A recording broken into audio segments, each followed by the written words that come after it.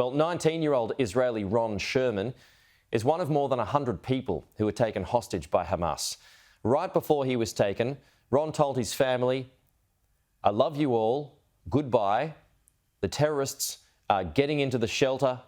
It's over." There he is there. That is frightening. Joining us live now is his mother, Maayan Sherman. Maayan, appreciate your time this morning and what must be, no doubt, a very, very difficult time for you. Just elaborate on Ron and how he was taken, when he was taken. Ron is a 19-year-old soldier. He was, you know that in Israel you have to serve the army as you finish high school. You go to the army usually at the age of 18, so he's about 1 year in the army. He is he's not a combat soldier. He has asthma, so he served as a soldier, but his job was to be actually a clerk, because he helped what he did in the army is helping the Gaza Strip trailers to get into Israel the merchandise. This is what he did. He was in charge on delivering the goods from the Gaza Strip back to Israel and backwards. Ron called me. Our nightmare started at Saturday morning at about 6:30 in the morning. When he called me, he started texting me. And he said that when I read the texting, I understood that something was really, really bad. He said that there's a rocket attack on his base. The base is located just on the border with the Gaza Strip. It's very important to emphasize that he was taken. He was kidnapped from Israeli territory. He was not a combat soldier in Gaza Strip. He was inside the Israeli. I'm sorry, Maayan. So he wasn't at the music festival. He was at the military base.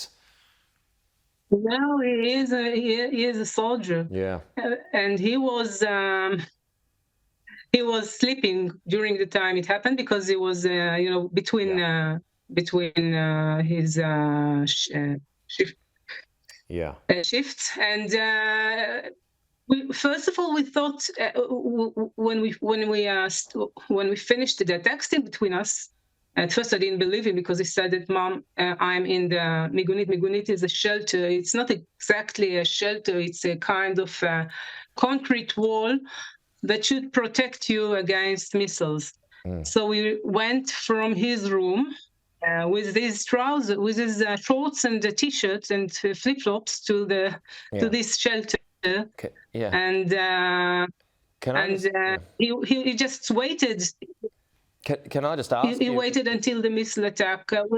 When we were showing the video of the attack just then when he was picked up, and I, as a parent, I can't imagine what it was like for you receiving those messages. Can I just ask how you felt as a mother receiving that from your son?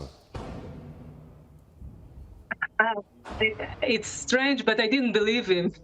I thought that he was, that he was just hysterical of some kind of something that he dreamt.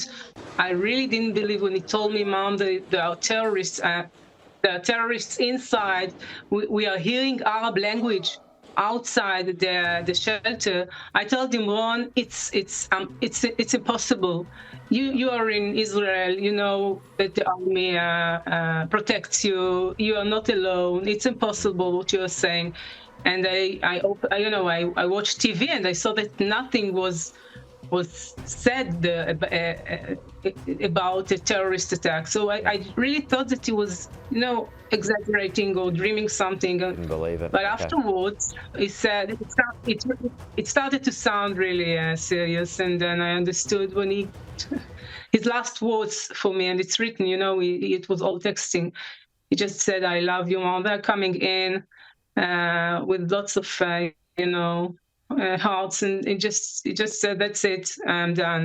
And after this conversation was was over. I thought that he was dead. Really, I didn't believe he survived it. That Do you think? I was in a terrible situation. I can't imagine what that's like. Do you think he's Yes, still alive? Do you think he's still alive, Maayan?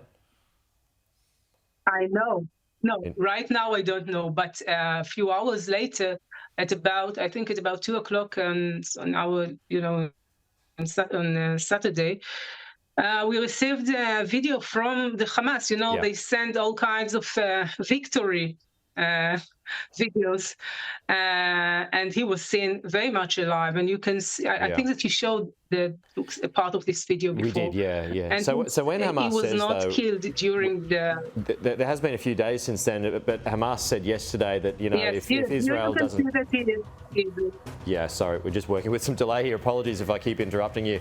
When Hamas said yesterday that it's going to start taking out hostages if sufficient warnings aren't given for the bombing of property or buildings in Gaza, that hostages will be taken out. How worried are you about that? Very well, as you can imagine, it's an impossible situation for us. We are living really a nightmare. Just thinking that 1 week ago, 4 days ago, we were, living a normal life. Never ever thought that something like this could ever happen here in our country. And we are just, we have hope because we have seen him taken alive in these videos. Yeah. And we know that the Hamas is a terrorist organization. It's really like ISIS. I don't know if you have seen the pictures from the kibbutz where they have killed women and children. And there are terrible, terrible things that they have done. I don't want to even to talk about it here because it's unbelievable.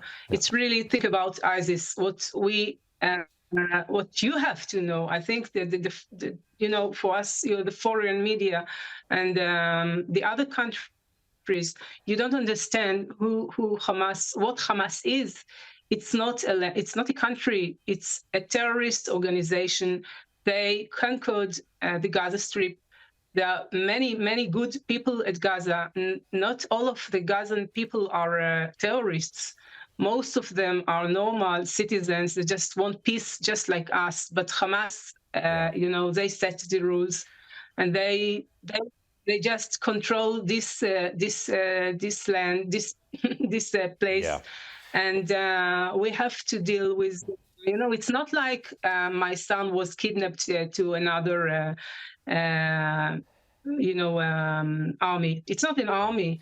They are really No, it's the Australian government, like terrorists. many That's all governments they around the want. world, regard Hamas as a terrorist organisation. But we're out of time, but appreciate your time this morning in what is no doubt a very, very difficult time for you. But thanks so much for sharing your thoughts, and we can only hope the best for Ron, and hopefully he can get returned, like so many others as well. Maayan, thank you so much.